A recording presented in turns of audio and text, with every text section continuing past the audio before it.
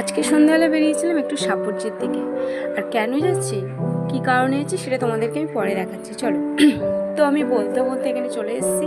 আর রাস্তাতে এত ধুলো বালি ছিল, যার জন্য ওড়নাটা দিয়ে মুখটা ঢাকা দিয়ে নিতে হচ্ছিলো। তো চলো দেখা যায় তোমাদেরকে। তো আমি এসেছিলাম পার্লারে। তো কেন এসেছি তোমাদেরকে পরে আমি সেটা বলছি, কারণ এখানে তো এসে দেখছি প্রচুর ভিড়। একজন তো চুল স্ট্রেট করছে, কি একটা স্প্রে মেরেছিল যার জন্য উনিও পুরো কেঁদে ফেলেছেন। আমি তো কী বলবো, চোখ জ্বালা করছে, চোখ থেকে অঝর্ণের জল ঝরেই যাচ্ছে।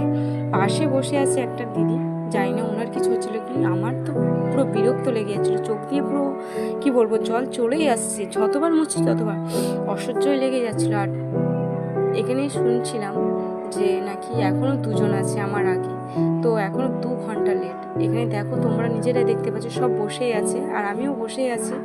তো একজন তো শ্যাম্পু করে বসেই আছে, কিন্তু তার হচ্ছেই না। আর এদিকে একজন চুল স্ট্রেট করে যাচ্ছে, একজন কেটে যাচ্ছে চুল। তো আমার সত্যি বিরক্ত লেগে যাচ্ছে, আর অনেকটা লেট হবে, যার জন্য সত্যি ফিরে যেতে হচ্ছে।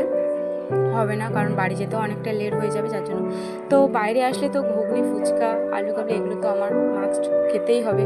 পেটটাকে কেন করি, চলে আসলাম ঘুগনির দোকানে। তো ঘুগনিটা নিয়ে নিয়েছি, কারণ এই ঘুগনিটা খেতে আমার খুব ভালো লাগে সাপুরজি আসলে। তো আমি ঘুগনি নিয়ে নিয়েছি। তো দুঃখের ক্ষেত্রেই ভাবে মানে বলতে হচ্ছে যে ভিডিওটা একটু স্টপ করলাম, কারণ যে কাজের জন্য আসলাম সেই কাজটাই তো হলোই না। তাও বলতে হচ্ছে দুঃখের ক্ষেত্রে। চলো টাটা।